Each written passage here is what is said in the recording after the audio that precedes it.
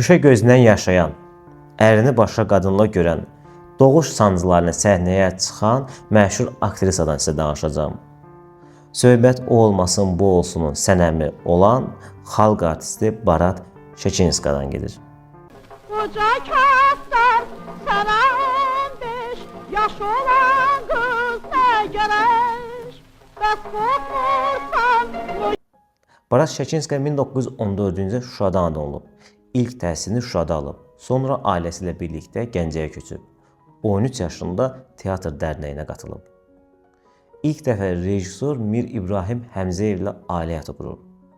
Əslində bu evliliklə aktrisanın anası qarşı olur. Buna baxmayaraq o Mir İbrahimlə qoşulub qaçır. Bu evlilikdən onun Solmaz adında bir qızı dünyaya gəlir. Lakin bir gün aktrisa ərini başqa qadınla görür və ayrılır. Daha sonra rejissor Şəmsi Bədəlbəyli ilə ailə həyatı qurur. Bu evlilikdən onun Rövşanə adında bir qızı dünyaya gəlir. Rövşanənin doğulması maraqlı hadisə ilə yadda qalıb. Aktrisa Romeo və Julietta tamaşasında doğuş sancısı ilə səhnəyə çıxıb. Tamaşa bitəndən sonra xəstəxanaya aparılıb. O tamaşa zamanı elə oynayır ki, heç bir tamaşaçı və onun həmkarları hiss etmir. Üçüncü dəfə rejissor Mehdi Məmmədovla ailə həyatı qurur.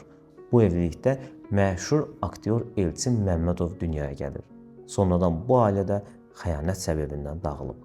Aktrisa O olmasın bu olsun, Görüş, Qızmar Günəş altında filmlərində rol alıb. Xüsusilə O olmasın bu olsun filmindəki Sənəm obrazı ilə yadda qalıb. Barat xanım ömrünün son illərində təsadüf nəticəsində bir gözünün nurunu itirir. Qızı Solmaz xanım müsahibələrinin birində bu haqda belə deyirdi. Anam təqaüdə çıxandan bir neçə il əvvəl kollektiv foto çəkilişi zamanı fotoqrafın naşılığı üzündən civəli lampanın işığı elə salınmışdı ki, bir neçə nəfərin sağlamlığına ciddi ziyan dəymişdi. Anamın isə bir gözü qlaukom oldu. Cərrahiyyə əməliyyatını elətdirib süni göz salınmışdı. Xasiyyəti elə sadə idi ki, sonradan müsahibə almağa və sujet hazırlamağa gələnlərə həmişə deyirdi ki, gözləyin, abala, gedim gözümü taxım gəlim. Barat Şeçinskaya 1999-cu ildə bu dünyaya əbədi olaraq gözlərini yumub.